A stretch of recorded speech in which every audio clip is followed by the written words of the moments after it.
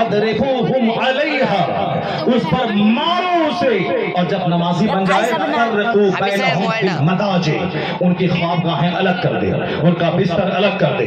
اب یہ 10 سال سے آگے والا، جب آگے والا بچہ یہ بہن کے ساتھ نہ سوئے، یہ اپنی ماں کے ساتھ نہ سوئے، یہ اپنے باپ کے ساتھ ایک بستر پہ نہ سوئے، فَرِّقُوا بَيْنَهُمْ فِي الْمَضَاجِعِ، خوابگاہوں میں ان کو الگ کر دے، خوابگاہیں اس کی الگ کر دے۔ یہ جو ہاسٹل میں فتنہ ہے، کہیں ہوموسیکسولیٹی کا فتنہ، ہم جنس پرستی کا فتنہ، ایک ساتھ سونے کی وجہ سے ہاسٹل میں لڑکیاں لڑکیوں کے ساتھ اسی طرح کی مجامعت کرتی ہیں جس طرح مرد عورت آپس میں کرتے ہیں، ایک ساتھ ایک جگہ سونے کی وجہ سے لڑکے مرد آپس میں اس ہم جنس پرستی کی شکار ہو گئے ہیں۔ امریکہ سے لے کے ہندوستان کے دیہاتوں تک مصطفیٰ نے کیا کہا تھا 1400 سال پہلے، بچے کو جب 7 سال ہو نماز کا آدیش دے، اور جب 10 سال کا ہو نماز نہ پڑھے مار کے نمازی بنا، اور جب نمازی بن جائے ان کا بستر الگ کر دے۔ اس وقت تک تو کوئی نہیں شاید سمجھا ہوگا، لیکن 1400 سال گزر جانے کے بعد جب عورتوں میں بد اخلاقی پیدا ہوئی، مردوں میں الگ سے بد اخلاقی پیدا ہوئی، تب لوگ کہتے ہیں کاش دنیا پیغمبر اعظم کی اس حدیث پر عمل کر لی ہوتی، یہ ہم جنس پرستی کی خطرناک لعنت اس دنیا میں نہیں ٹپکتی۔ تو جہاں نظر آج دنیا کے دانشوروں کی گئی ہے، وہاں نظر مصطفیٰ کی 1400 سال پہلے گئی ہے۔ اسے دنیا کا کوئی دانشور بڑا نہیں، سب سے اعلیٰ و اولا ہمارا نبی، سب سے بالا و بالا ہمارا نبی۔ پیغمبر اعظم کا فرمان سب سے اعلیٰ ہے، پیغمبر کا فرمان سب سے بالا ہے۔ حضور نے کیا فرمایا؟ قرآن پاک پڑھا کرو، قرآن پاک پڑھنے سے سینے کا زنگ صاف ہوتا ہے۔ آقا نے کیا فرمایا؟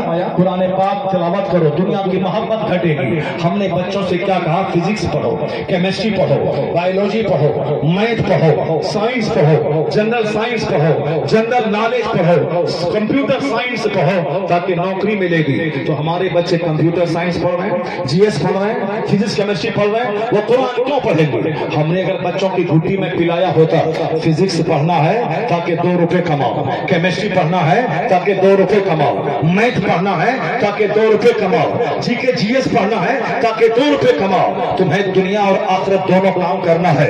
جنرل سائنس پڑھنا ہے تاکہ نوکری ملے، تاکہ 2 پیسے کماؤ اور دنیا میں عزت سے زندہ رہو، اور تمہیں فجر پڑھنا ہے تاکہ جنت ملے، مرنے کے بعد خربوں سال جنت میں رہو۔ تو 5 گھنٹے اسکول میں بچوں کو پڑھائے، فزکس کیمسٹری پڑھے تاکہ نوکری ملے، ملازمت ملے، اچھی زندگی گزارے، اور آدھا گھنٹہ روزانہ اپنے بچوں کو عالم کے پاس مدرسے میں بھیجے تاکہ وہ بہار شریعت پڑھے، وہ قانون شریعت پڑھے، وہ کنز ایمان پڑھے۔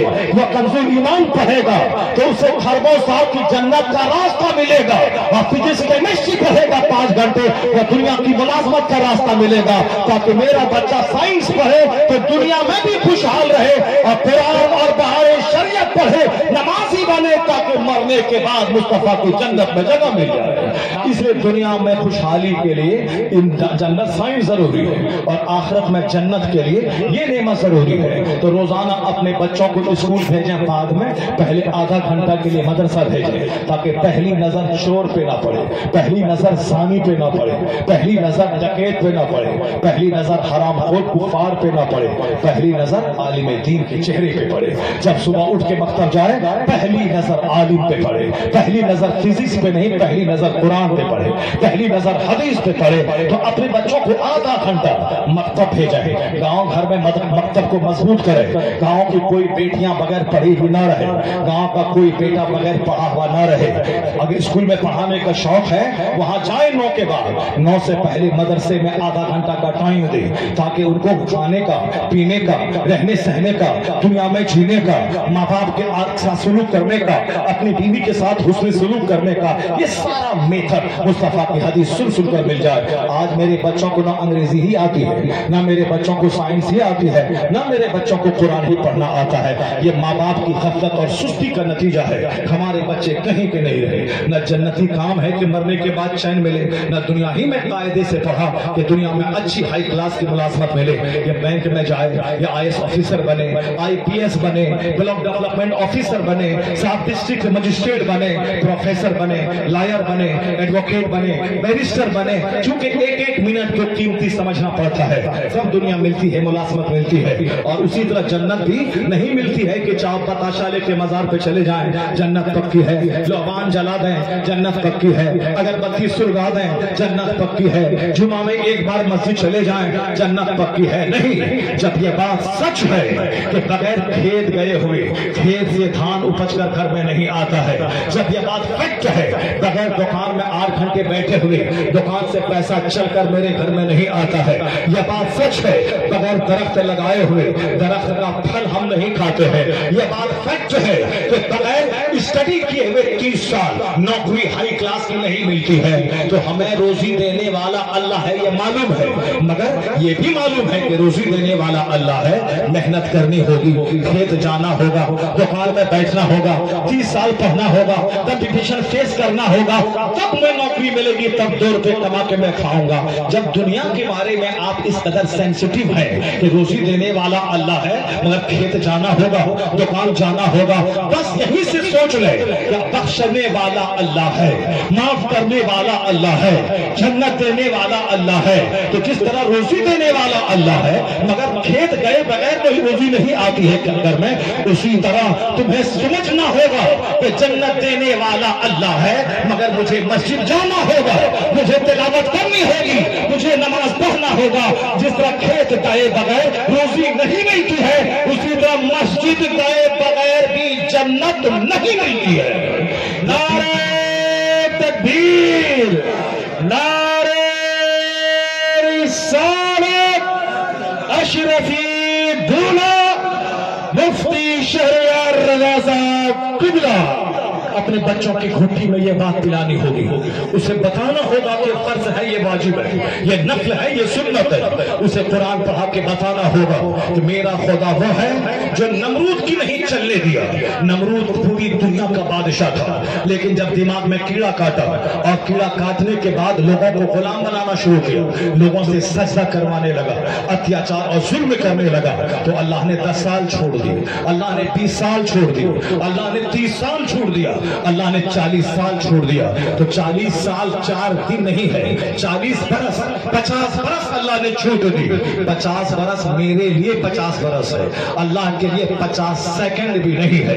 तो जिस नमरूद को अल्लाह ने दुनिया की बादशाहत दी, जब अत्याचार बढ़ा, जब जुल्म बढ़ा, तो अल्लाह हुकूमत देना भी जानता है, और एक मामूली मच्छर से तड़पा के नमरूद को मारना भी जानता है। एक मामूली मच्छर ने नमरूद को तबाह बर्बाद कर दिया। मेरा वह खुदा है जो हुकूमत देना भी जानता है, हुकूमत छीनना भी जानता है। वही मेरा खुदा है जो फिरौन को 400 साल की लंबी हुकूमत दी, लेकिन जब जनाबे मूसा ने समझाया कि अल्लाह को मान, मुझको नबी मान, अल्लाह रब्बुल इज्जत से डर, कहा कौन खुदा, कैसा खुदा, मैं हूँ खुदा। अल्लाह ने 100 साल की छोड़ दी, समझ जाए, 200 साल की छोड़ दी, शायद समझ जाए, 300 साल की छोड़ दी, शायद समझ जाए, 400 साल की छोड़ दी, शायद समझ जाए, लेकिन नहीं समझा। जब नहीं समझा तो अल्लाह ने बीच समंदर में फिरौन को डुबा के मार के बता दिया।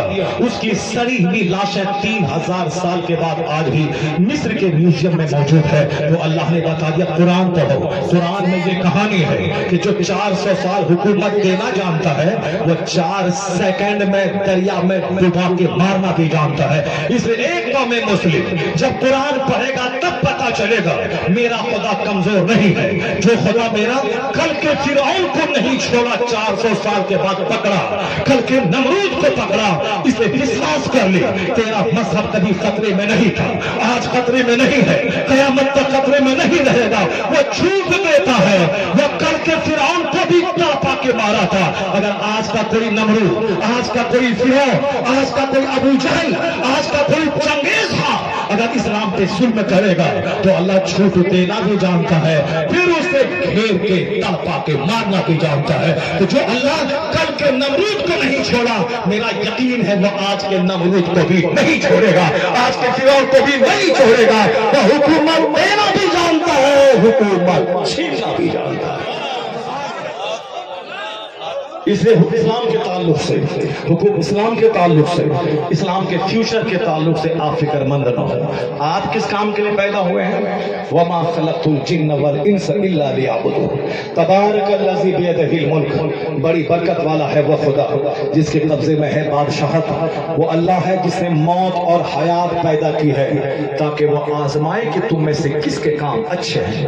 اللہ نے ہمیں پیدا کر کے دولت کا مقابلہ کرنے، کپڑے کا مقابلہ کرنے، کھانے کا مقابلہ کرنے نہیں پیدا کیا ہے، ورنہ مکان تو آج چمار کے پاس بھی فلک بوس ہے۔ ڈوم جو دوسروں کی پاخانہ دھوتا تھا وہ ڈوم کے پاس بھی 50-50 کروڑ کے بنگلے ہیں۔ تو مکان بنانا کمال نہیں ہے، گاڑی خریدنا کمال نہیں ہے، اپنی جو ذمہ داری ہے رب کی عبادت کرنا یہ کمال کی چیز ہے۔ تو میرا کام رب کی عبادت، رب کا کام دنیا کا چلانا۔ تو رب اپنا کام کر رہا ہے، آپ اپنا کام کریں تو یاد رکھیں تو ہاتھ اٹھانے کی بھی ضرورت نہیں پڑے گی، دل میں خیال آئے گا اللہ آپ کی مراد پوری کرتا چلا جائے گا۔ ڈاکٹر اقبال کہتے ہیں خودی کو کر بلند اتنا کہ ہر تقدیر سے پہلے خدا بندے سے خود پوچھے بتا تیری رضا کیا ہے۔ خدا بندے سے خود پوچھے بتا تیری رضا کیا ہے۔ اب میں آخری پوائنٹ آپ کو بتا کے میں آپ سے رخصت ہوتا ہوں، چونکہ 2-2 ڈھائی گھنٹے بولنے کا عادی میں ضرور ہوں، لیکن ہمارے شیخ بیٹھے ہوئے انہوں نے کہا تھا کہ 1 گھنٹہ ہی آپ کو بولنا ہے، 1 گھنٹے میں آپ کو مسلک کا مذہب کا پیغام پہنچا دینا ہے۔ میں نے بہت ساری باتیں آپ تک پہنچا دی، بس آخری بات، نماز پڑھنا فرض ہے، فاتحہ دلانا نفل ہے، زکوٰۃ دینا فرض ہے، مزار پہ جانا نفل ہے، 12ویں کا جلوس نفل ہے، 11ویں کا بکرا نفل ہے، چادر پوشی وہ تو نفل ہے نہ فرض ہے، ایک چادر ادفت مزار پہ پڑی رہی، باقی ہم نے وہ ایک رسم بنا دیا ہے۔ فاتحہ نفل ہے، محفل میلاد نفل ہے، جلسہ جلوس نفل ہے، چادر اور مزارات کی حاضری نفل ہے، اور ساتھ ہر جمعرات کے دن فاتحہ نفل ہے، 11ویں نفل ہے، 12ویں کا جلوس نفل ہے۔ تو نفل ہے، نماز پڑھنا فرض ہے، زکوٰۃ دینا فرض ہے، حج کرنا فرض ہے، روزہ رکھنا فرض ہے۔ اب اگر کوئی فرض کو نفل بنا دے اور نفل کو فرض کا درجہ دے دے وہ خسارے میں